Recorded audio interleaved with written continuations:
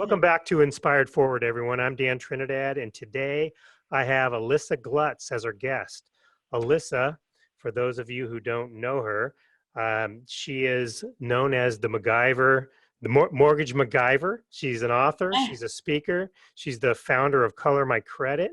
She's been in our industry for 16 years. She's a recognized top producer with her company and in her state, and has spoken at Sales Mastery or couple of years ago. She's in the Scotsman Guide. She's all over the place. Welcome, Alyssa. Technically. Hi, how are you? Thank you. Great. Well, for the people on the show that may not know who you are, would you mind taking a minute to share a little bit about your background and how you got into the mortgage industry and what you're up to now? Sure. A little bit of a different story, but I'll go quick through it. I was born and raised here in Arizona. I went to Arizona State University straight out of high school, graduated 4 years, and 3 days later moved to Los Angeles because I wanted to work in stand-up comedy.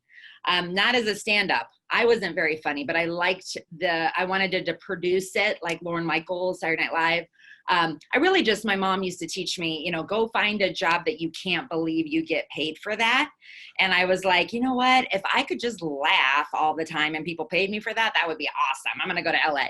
And so, literally $500 in my pocket, showed up in Los Angeles in 1999. And I had a couple people I knew from waitressing at the Improv at ASU and Tempe. I knew a lot of comedians. And so at night, when I was looking for my job in LA, I would go hang with the comedians at the Hollywood Improv that I knew. And then before you knew it, the guy that booked the chain of the Improvs I ran into, he had an office there, and he said, I want to manage comedians, and I need an assistant, and I'll pay you $19,000 a year, and you don't get a parking spot. And my mom was like crying her eyes out, but it was great. And I moved up very fast. I went out every single night until 2 a.m. and would watch 30 comics a night do 5 minutes a piece between, the Comedy Store and Laugh Factory and all these different places, and kind of scout and learn who's the best, how to get them, how do you find them.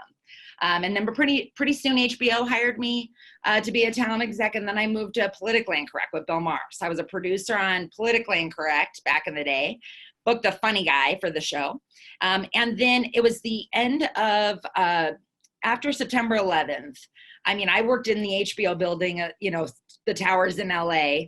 I was starting to date somebody. I was turning 24, and he was like, I want to get married. I want to have kids. Like, I want a normal life. That's what 24-year-olds do. That's what we should do. We should go home to Arizona and get married and start our life. And at the time I was like, okay, I have no idea what I'm doing. And everybody I knew was like, people don't move up that fast. Like when you're that young, and you're stupid, and you shouldn't do this. But I had this feeling inside that it was the right thing to do. And I came back here. I was working in PR for about a year at the end of 2002. And then my mom, who's been a lender for like 30 years, in 2003 said, come watch me for a day or two and see if this is a good business. I think it's going to be a good year for mortgage business. And 2003, as we know, #1 year. It coincides right into what started my business then. And funny enough, that was the first year as a country we could all see our credit report for the first time. Was the year I got into the industry, but we didn't need to see it because we could get a loan with a pulse. It didn't matter. And so we just built our business, and then the crash happened. And that's when, after the crash happened, I knew everybody was affected. It wasn't just like those people, the bad credit people. It was everybody. It was doctors, lawyers. It was everybody got touched. So I knew it wasn't going to be about repairing and fixing so much as the time went on and we kept our head in the cave. It was going to be about how to start over and how to reestablish and how to get the right accounts reporting the right way on credit. And that's what's driven me the last few years and what prompted me to write the book and make it my main niche as a loan officer. So you were doing mortgages and then decided to help people with their credit from the crash, and that got you to write the book, Color My Credit, and it's a company as well, right? Yeah, and it's not credit repair. That was the hard thing. Was in end of 2012, I was teaching some Dave Ramsey Financial Peace University to real estate offices, which is a great way for you to get in and connect with real estate agents. If you're a loan officer out there, go out and teach, financial peace. And as I was teaching financial peace and had 20, agents committed to meeting with me for a week and going through this program for 9 weeks, halfway through, I kind of watched it and went, wait, did he just say cut up your credit cards?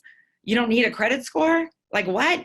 And this was the end of 2012. So what's for Dave, and in his defense, credit score wasn't that important until around 2012, when Fannie and Freddie implemented risk-based pricing adjustments, when the mortgage insurance overnight, now if you have a 670 versus a 740, you're paying $500-$600 difference on a $400,000 home. Right. And I'm like, wow, that's not going to affect my commission. I don't get paid based on the rate I give them anymore. So if I could teach them, if you just got your credit card and right now it says you owe 300 and your limit's 500. If you just call that credit card company and find out what day they report your balance, and you pay it down to like $20 right before then, and they report it, that's going to massively drive your score up. And now you qualify for more. All of that. I knew how it was going to, it just started fitting into the half of our budget. The insurance, the home insurance, the car insurance. I mean, just the debt ratio, so affected by that credit score. Wow. So I really started diving into learning about it and going, credit repair is not an option. As a lender, my office, Cherry Creek, came in and said, you can't be doing credit counseling. It's yes or no. And I said, why? And they said, no, you got to send them to HUD. And I'm like, well, what do the people at HUD know about credit? And they're like, I don't know, but you're not an expert. And I'm like, well, how do you be an expert? And they're like, write a book. I'm like, all right, I'll write a book, And then Duncan, and Linda over at Sales Mastery called me and said, if we were going to have you on the stage to talk about anything that you could, 12 minutes to give to 2,000 loan officers on how they can grow their business by 100,000 this year, what would you talk about? And I'm like, credit scores. And they're like, credit? Like credit cards? I'm like, no, credit scores. And they're like, we've never had that before. And I'm like, what? Realized it was a world that everybody kind of got talked out of wanting to mess with. So credit repair was not an option as a lender, because they don't have a permissible purpose to look at your credit. So if they go start working on your credit, well, they're not going to access mortgage scores. They're not a mortgage lender. So how are they going to work on a report that's not even the report? And I thought, it's got to be me. And then how do I become an expert? Okay, I'll do that. And so it became this new industry, not credit repair, credit empowerment. And it became something to where, as a lender, and you have all this competition around you, it made me stand out in my community, where people might not know Cherry Creek Mortgage. They might not know Alyssa Glutz, but they've heard of Color My Credit. They know that. And that's what stands out me as a lender for my competition, because I can say, look, where everybody else is sending you out to other departments and repair, and it's me. Right. I love that. I love it. Yeah. Now, did you write your book before Sales Mastery or? Right after. So I was on stage October 2015. It was the week before I left my 16-year marriage. So you're talking, I got up on stage in front of 2,000 and I sang my own version of All About That Bass, but I sang all about my score, about my score. And I got the whole crowd. They were all, and everyone's like, wow, what courage you had. You got up there. And I'm like, you have no idea what I'm doing next week. It was heartbreaking at the end of it all. And walking off and going, oh my gosh, I'm getting ready to change my life massively. And I came home and I left, I moved out, and learned what it's like all of a sudden, the compassion and everything built in to what I can teach anybody credit education, but I can't teach them compassion.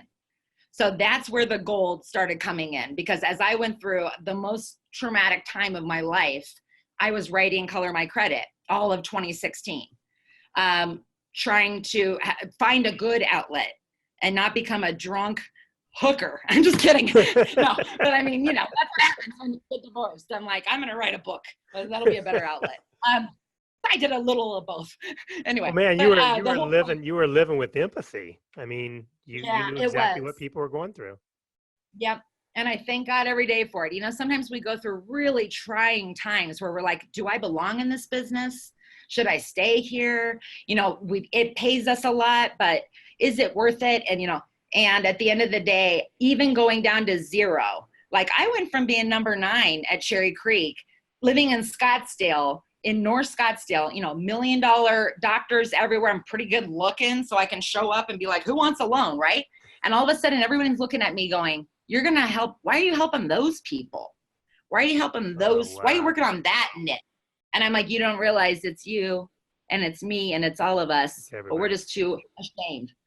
And so by me having to go and almost, you can get poor giving it away, because I had to give it away. I couldn't make money off credit empowerment. I could make a book that's $10 that I get paid like $3 for. Yeah, that wasn't going to get me rich. And I thought, I'm just going to have to give it away until I've built enough to where I can maybe put out a course. And now that's what I have. In December, I came out with an online course that has 11 modules, but then they get the one-on-one personal thing with me if they're not ready to buy a home, but they're just looking for that one-on-one credit program. Wow, but what a great, yeah, consumers need it, but more than that, the professionals need it. We've never, in our industry as loan officers, we haven't had any real good credit education. And that's why the banks don't want to give us the ability to counsel, because what would we counsel on? A third-party vendor that tell them to call Advantage or Kroll. Well, no. I mean, what are they going to say? Now you lose the client. But it doesn't have to be. I hear a lot of top producers say to me, no, I don't want to learn, Alyssa. I don't want to be the expert on credit, okay? Because then everyone's showing up at my door wanting me to fix their credit, and I want to make money. And I'm like going, boy, you know how depressed you are and you're always talking about how you have no purpose in life? That's sad, yeah. I'm giving you the key. Yeah. It's a different significance. It's a different wealth. I mean, I've made $500,000 and I've made a lot less than that. And there's nothing like the soul wealth that you feel passing on something that they're not being taught in school, that they can pass on to their kids, that are going to make you their client for life. They can't go to a robot machine and say, hear my story. You know, you got to be irreplaceable. Well, and they're doctors and they're lawyers and all the professionals, and now all of a sudden they're dealing with shame and you know, there's a lot of embarrassment. But when you approach it like you are, with empathy and helping them, you know, find a solution to get back, that's really unique. I love that. Yay. I love that. So I want to understand how you went from the comedy industry.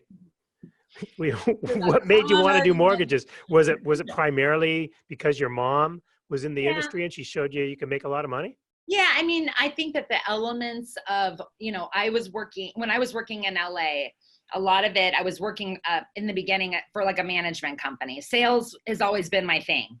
And even now with Facebook, you know, and still being very close to the comedy industry, I hear it all the time from people I know over there that are like, come back and manage comedians. There's no difference. You're selling people loans, you're selling their career, you know, and I agree.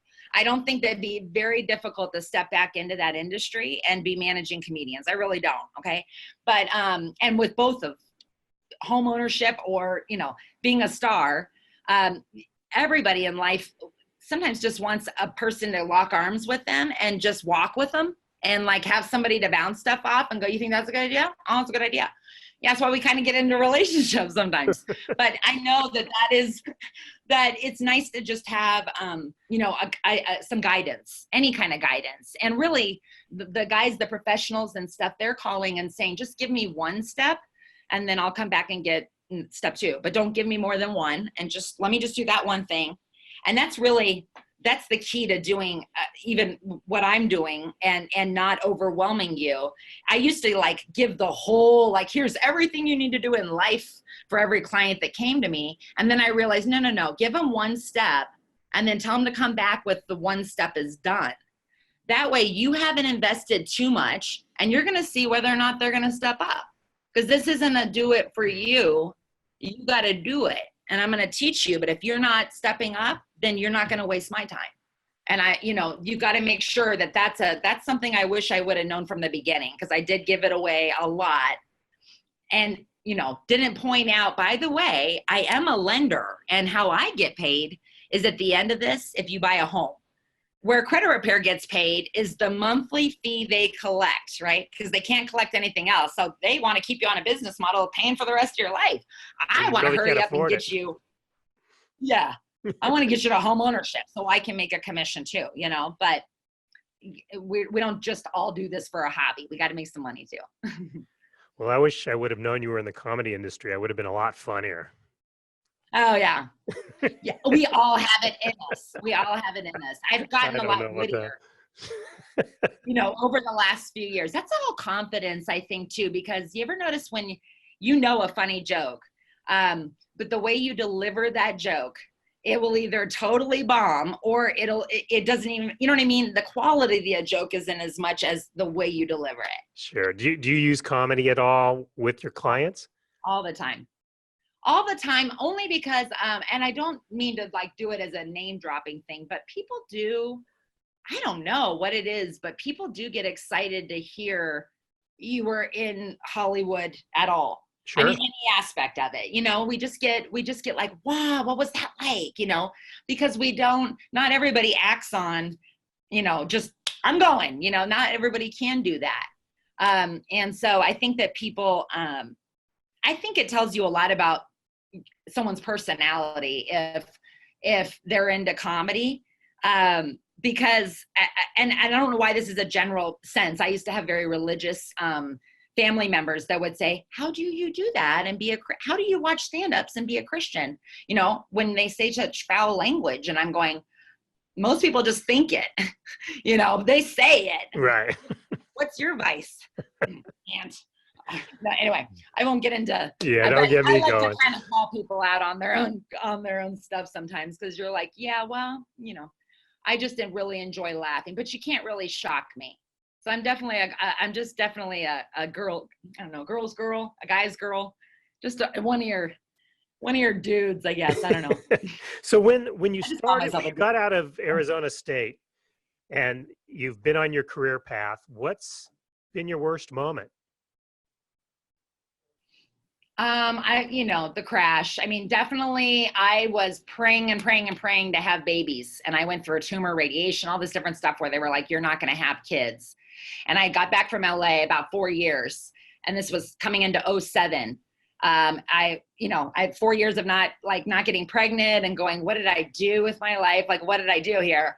And I got pregnant, and it was such a blessing. And then I got my first baby in 2007 and my second one in 2009. Wow. Okay. So, and that was the midst of the crash. So it was like the best of times and the worst of times all wrapped up in one. I was 100% commission loan officer. My husband was 100% real estate agent. We had property. I mean, literally it was just like, thank you, God. Thanks for blessing me with babies that, Why now? Yeah. So the hardest time was that 07, 08 to 2012 was a pretty dark time. And I think it was dark for a lot of people. And we were looking for outlets, looking for something that, God, to pull us out of the dark. What did you find? For me, it's a little bit of a longer story. I don't know if we'll have enough time, but for me, what happened was I was at a homeless shelter in 2011. I went and saw, I was helping out on the third Saturday of the month. We did like a dinner for the homeless. And I was there, connected with somebody over 3 months. We kind of kept looking for each other. On the fourth month, she had 2 little kids, and she's like, we're moving to a transition shelter. Didn't see her again. We connected on Facebook by names. And it wasn't until I left my marriage, and I had my first Color My Credit workshop in January 2016. I decided to do a free credit, workshop. Thought it would fill up. Nobody showed up. It was a Saturday. I was like, gosh, dang it. Nobody is here. Except the door opened and a woman walked in, and it was the woman from the shelter from 5 years before. She's walking into my North Scottsdale office, but hoodie, backpack, no teeth, overweight. She's like, I can color. I can color. And the whole point of Color My Credit was like, you belong at the table. If you can color, you can do this. Okay. We all got through kindergarten. So she walks in like, I want to make my life better. So we sit down, I start going through this credit report that she brings. And she's like, I printed it at my sister's office. I cried over the copy machine. It was like 150 pages. And I've been a failure. And I'm looking at it going, mine's 160 pages. So I beat you. Okay. But it's 3 reports. It's a lot of legal stuff. Did you look through this? And she's like, I don't know math. I'm like, no math. Did you look with your eyes through this? She's like, oh no, it would be intimidating. I'm like, okay. Have you pulled up scores, like your mortgage scores? She's like, no, I don't even want to see that. I mean, I've been at Home Depot for 2 years. They're about to give me a 50-cent raise. It's going to push me into out of low income housing out. 50-cent rates pushes me out, which means I got to go back to a shelter in 2 months. What am I going to do? I go, you don't have any credit. Yeah, it doesn't look like anything's open. And she's like, all I did was I opened that one credit card you said a year ago on Facebook, and I spend $20 a month and I pay it off every month. And I'm like, can I pull up your mortgage scores real quick? Pull them up. And I'm like, oh, you have a 740. You get a grant for a home. And so she closed on her first house 60 days after that. And the transition, like the transformation that happened from that one moment, watching her 10-year-old daughter learn to read from private tutoring across the street. She joined a boot camp that was free at the new home. She lost 120 pounds over the next year. You're talking dramatic transformation. And then she came to work for me as an assistant. She graduated college. She talks with me all over town. As she went with me to go talk at Yelp about a year ago. And we get out of the car and I'm in a rush and she's driving and I'm trying to get in there to talk to Yelp employees about credit. And I look down and I'm like, oh my gosh, I have flip-flops on. I had, nice business suit on, dress, everything, flip-flops. I'm like, oh my gosh, what am I going to do? And she immediately, without thinking, just takes off her shoes and tosses them over to me. And I'm like, you're so sweet. You're so kind. I have huge feet. I have a size 10. So she goes, I know, me too. Those are your shoes. And it was like, I gave you those shoes. That's right. I gave you those. Okay. Wow. Put on my shoes. So we've had a lot of those. So my point is, the light in this woman's eyes was the light. If you can envision yourself laying like in a dark attic, that was my 08 to 2012, a dark attic. And all of a sudden a crack of light happens and then another crack. And before you know it, you're like, I can see. Oh my gosh, I can see in here. I can see around. That light was the eyes of people that were starting to get it and going, and seeing like action. They close on a home, 120 pounds. I'm like, God, what else? Who else can we find, How rewarding. Holy cow. Yeah. Thank you for sharing that. Is she still your assistant? Is she your assistant now? She isn't now because she just graduated and she's working for a company that is doing music ministry, which is really her heart. But we're very close. I mean, she's probably one of the few people I really trust, but she came along at a time frame too when I was even transitioning in my with my team, and that's a longer story. But anyways, it's funny how people show up in your life at a certain time, and it might even just be for a season, but it was meant to be there. We were meant to be in each other's life. And it was just that's one of my favorite stories, but there's a lot of those. And I try to document them as much as I can as far as video and share them with the community in an authentic way, because everyone loves to see somebody make a comeback. The comeback is such a great thing. And we all get set back, every one of us. No one's you went out to help her and she helped you. I mean, so it's much. a remarkable story. Yeah. So that was your worst moment. Give me a time where you had an aha moment. I think I know the answer. I think you've shared it. Well, that was definitely an aha moment. Definitely the singing part, when I got up on the stage to sing. And I flat out told them, it was in my interview to try to nab one of the 5 spots of the loan officers that were going to get to do this. Uh-huh. I'm like, I could talk, credit. And she was like, yeah, we've never thought about that. And I'm like, well, let me tell you. And I start telling her and I can feel her falling asleep. I can feel her going, okay. And I'm like going, nah. It's just like me being on a date now. I'm like, no. don't go look, I promise you. I promise you. And so I said, oh, and I could sing. And she's like, what? And I'm like, I can sing. I'm like, I write parody songs. Like I'll rewrite All About That Bass and I'll put new words in. And she's like, you're in. You're gonna close the show. And I'm like, oh God. You made that up while talking to them, that this is what you're gonna do? Yeah. And then I spent the next year trying to become a singer. Like I really did for the next year, just like, you better learn. So I ended up getting up there to do my speech, and I did the whole speech, which was a train wreck, to be honest. It was a mess. But then the last, 3 minutes was the song, and the whole room was on fire. And when I walked out, they all, even Tom Ferry, came over and was like, girl, you should have started with the song and ended with the song. I mean, the song was it, but the whole point was, it was taking something totally boring and complicated and nobody understands, and then making it a little blingy, a little something to go, oh, this is kind of entertaining. And then before you know it, you're like, let me look at this credit report thing. If I colored the credit report, how much more fun would that be? I just, so it's always been about like, let's get more creative, and I've used that throughout, even not with credit. I've always kind of been that MacGyver. I use that sense because it's like detonating the bomb.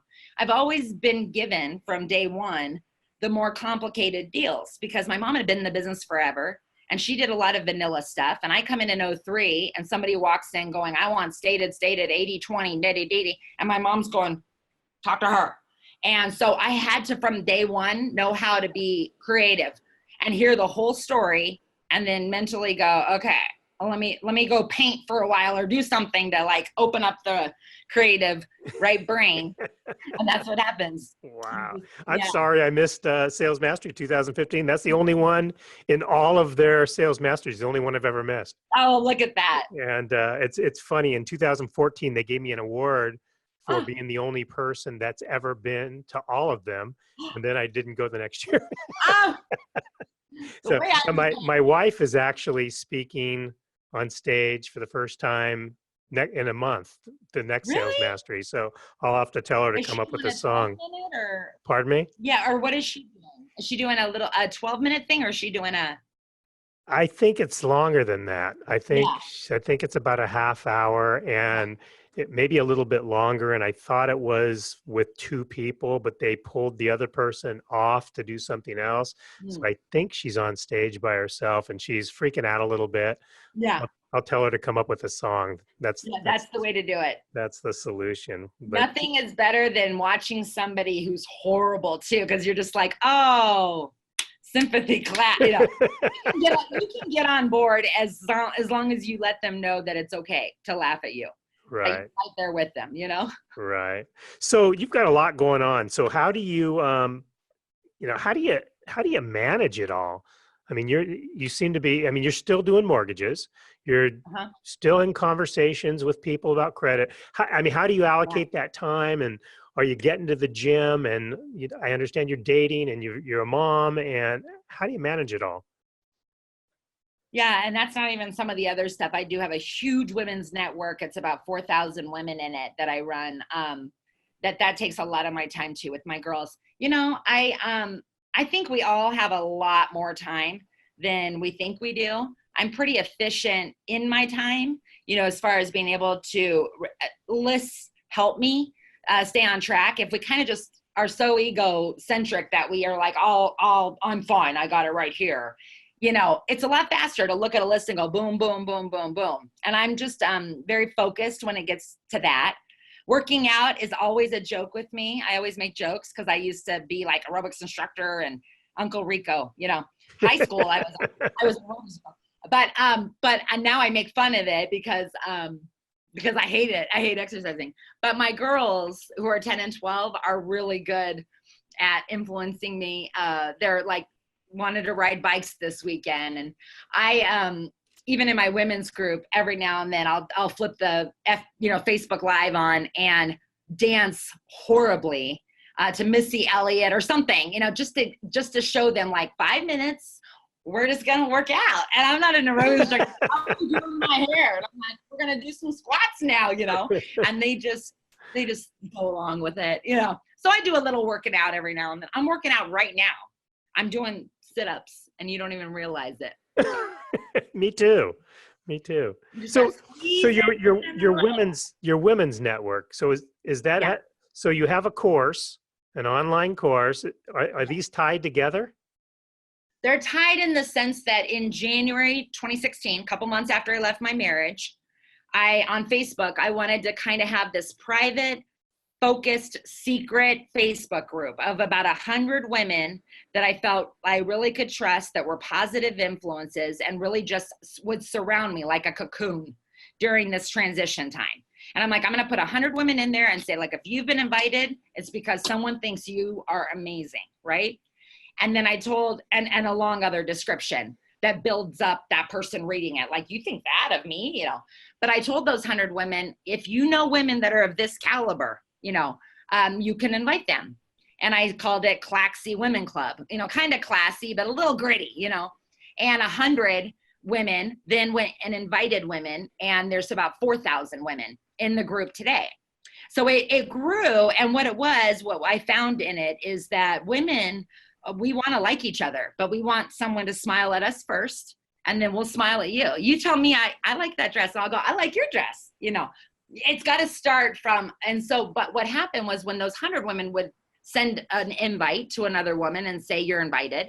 And that woman would read it and it'd say, if you've been invited, it's because someone thinks you're an amazing woman who's got something to give, who's empowered and has something to pass on. Do you want to be part of that?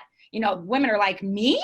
You think that of me? And then there was this acceptance. So it's just really it's funny how it's just really grown to be this tribe of women on all different stages of life, but have been like such a core group in getting me, through all that. And all of the women that have come to it that were going through transitions. And it just ended up being my core group of people that I end up teaching to.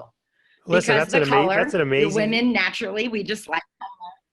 That's an amazing skill. It's kind of crazy, to get 4,000 people. So do you have a private Facebook group meeting like once a month? Or? It's a secret group, and that when everybody posts in there all the time, they're all empowering messages, or they're event meetups around town. Like what we all post different networking stuff.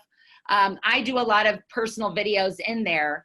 I do kind of like these compilations of a lot of them. I go and take their pictures and I put little, motivational messages, and I put them all to music, and I put the videos out all the time into the group. And I have a little website, and then we have a monthly meetup the first Wednesday of the month in my offices here at the mortgage company.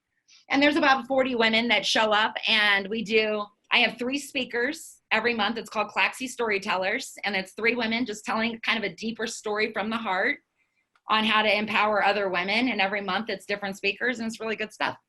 Whoa. Yeah. That's pretty cool. So how are you balancing that time between mortgage, between Claxy Women's Club, and that group balances me, because I find one of my outlets, I watch zero TV.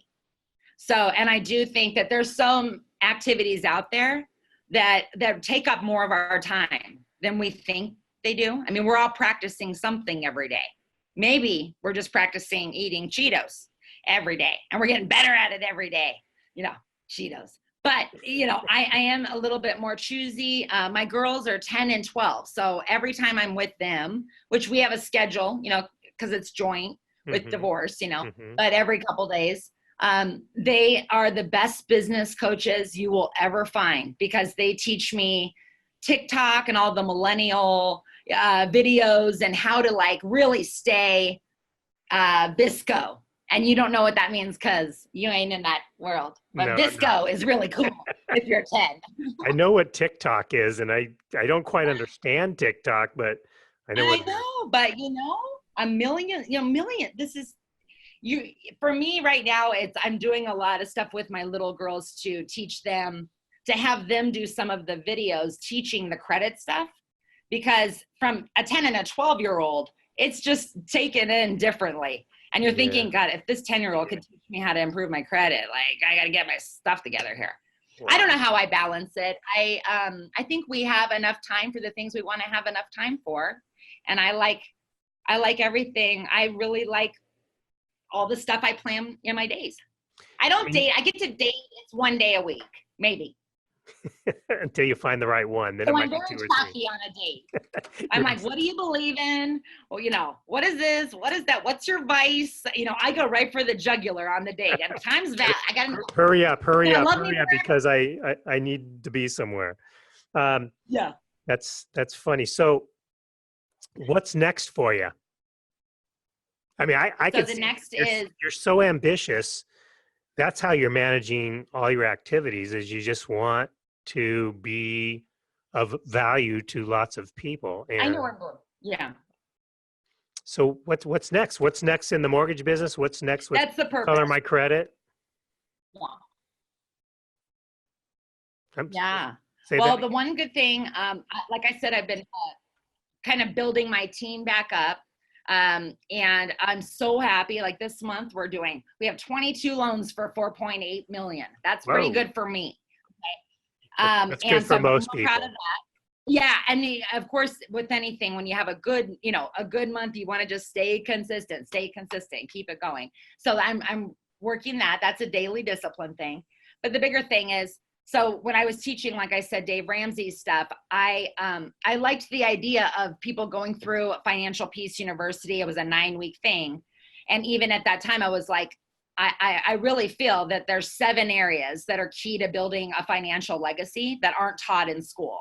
And that's budget, credit, taxes, insurance, home, retirement, and legacy, like wills and trusts. And I noticed in all 7 of those areas are complicated documents, black and white documents that nobody understands.